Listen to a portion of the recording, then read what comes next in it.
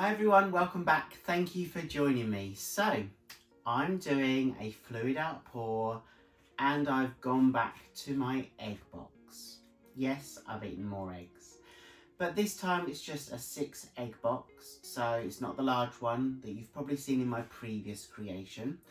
I'm using a large canvas, it's a 24-inch square. I'll take you down so you can see the canvas. I've prepared the edges. I'm going to tell you how I'm going to layer the paints in my egg box, and I'll show you the colour palette that I'm working with today. This, of course, is always just about having a little bit of fun and connecting with your own creativity. And I'm so pleased that you're here with me along the way. So, let's see what we can create. So here's the canvas. As you can see, I've already painted all the sides. That just takes the pressure off. When I'm tilting out the design, it's about making sure that it goes over the edge. But because I've already painted the edges and it's going to be a black base, then for me, it's just a little bit easier. So as you can see, I've got 6 compartments within my egg box, and I'm going to be using 5 colours. So I've got my black, my lamp black by Amsterdam for my base, and then I've got a brown, a red, an orange, a green and a yellow. So there are 5 colours, 6 compartments, so I'm going to double up on the red. I'd really like some more red within this piece.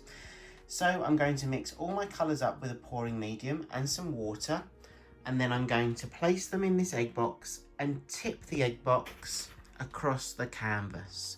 I might need to refill this a couple of times, but I'm just so excited to see how we can create some really interesting lines. So the first part of this process is to get my base coat down. I'm using a black, it's a lamp black by Amsterdam, and I'm just placing that within the middle of the canvas, picking the canvas up and swirling it around to ensure some of that paint can travel across that canvas and cover the white canvas that you can see. This now is a good test to see how fluid your paint really is. So if it wasn't fluid enough, one tip I would say is to scrape all that paint back off your canvas, place it back in your cup and add some more water to just make it a little bit more fluid. But for me, this is perfect. So I can continue with the next part of the process. But before I do that, I just pop any air bubbles. So I'm using a smaller egg carton, an egg box. So I'm puddling the paints in the egg box one by one. Something that you really do need to consider is how opaque or transparent your paints are when you're layering them in your egg box or in any container that you use when you're pouring. So you'll know that I'm using a black base. Now I can tell you that the yellow that I'm using is semi-transparent, so anything that's underneath that colour will be seen. So I really do need to be mindful of that. But let's see how this pours when we pour the paint from the egg box onto the canvas. And I'll explain a little bit more about what to consider when using a very dark base when all of your colours aren't necessarily opaque.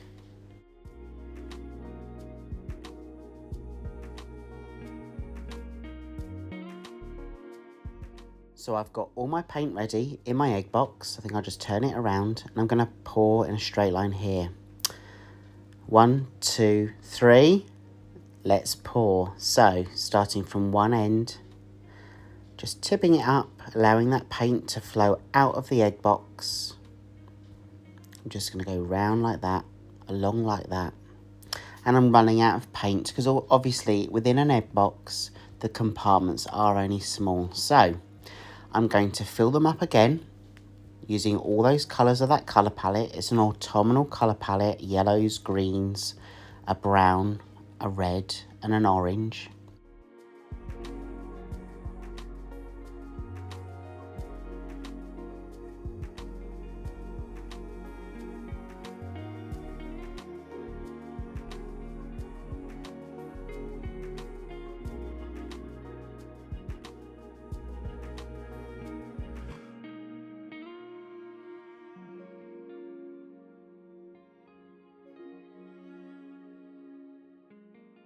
Okay, so that's enough. I've got all my colours again in the egg box. Maybe just one more colour. Add some more yellow in there. Okay, so I'm going to do exactly what I did again. Take the egg box. 1, 2, 3. And pour the paint from side to side, moving the egg box from side to side, tilting and allowing that paint to escape. I'm not going to fill the egg box up again. I think there's enough paint on that canvas. Don't forget, just look at that. Let me just show you that. Pretty. Okay, so don't forget when you're adding volume onto your base coat, you're increasing that volume. So you've got more paint now to play with in terms of when you stretch out this design.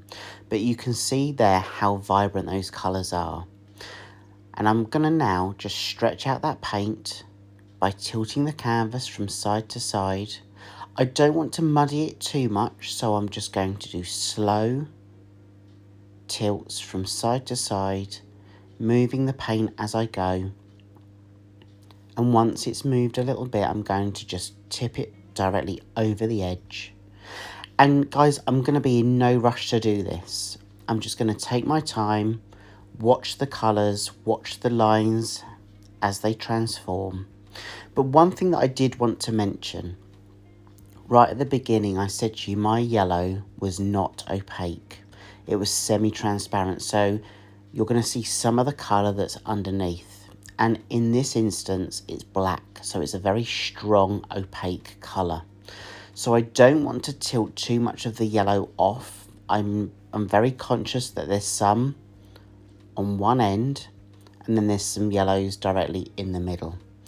It's okay to stretch it. You need to stretch the paint as you go. You don't want puddles of paint on the canvas or inconsistent puddles of paint, because that will really affect how this piece dries.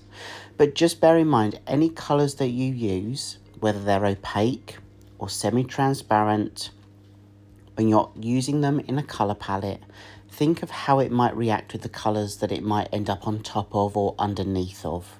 Obviously, if an opaque colour is on top of a transparent colour, you're only ever going to see the opaque colour.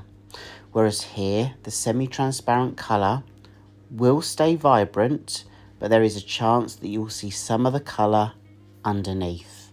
So I'm fully expecting some of those yellows to just not be as vibrant as they are when they're wet. So as it dries, it might be a little bit more dull.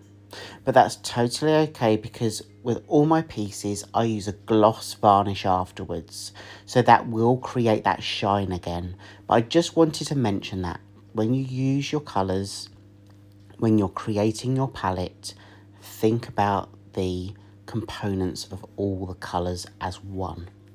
So I'm just going to tilt this design out. I'm adding a little bit more black to help with the flow on that end, and then I'll show you the wet version, and I'm going to push this down the end. So some more tilting. I'll leave you for now, and I'll be back shortly.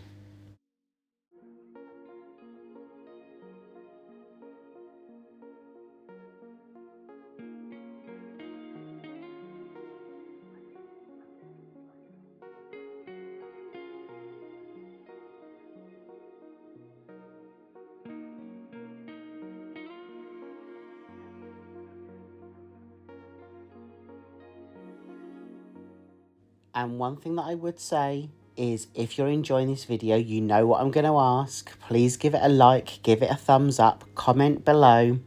Let me know what you like about it, what you don't like about it, or maybe even suggest some colours to use in the future. It really means a lot. I'm going to now take you down to see this piece. So here we go. I've stopped there. I just really like all of it, actually. I do like the ends, but I really love the middle part, because there's a real combination of all of the colours and thinner lines with the black base colour in between. This is definitely my favourite section here. I'll take you around the canvas so you can see all the colours. I'll let it dry and I'll show you the dry version.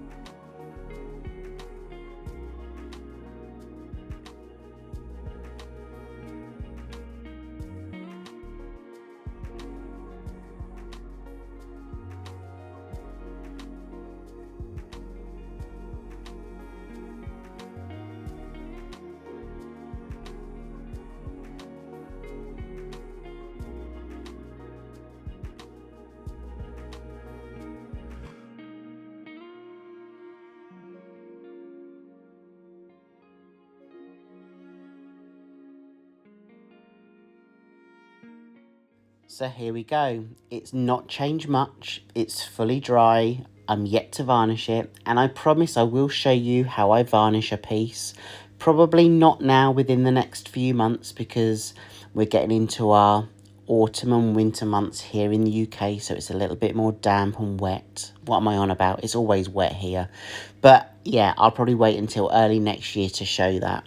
But yeah, I just really love the lines. I really love how these colours work well together. I'm lucky that they've not muddied at all with all that stretching that I did. Let me know what you think. I really love this section just there. That says autumn to me, just in that corner. A big, big thank you to each and every one of you for always supporting me, for watching, for commenting, for sharing out all my videos, and for writing to me personally. I read each and every one of your emails and comments. Thank you so much for all of your support, and I hope I get to see you again in the next video. Take care, everyone, and have a great week. See you soon. Bye.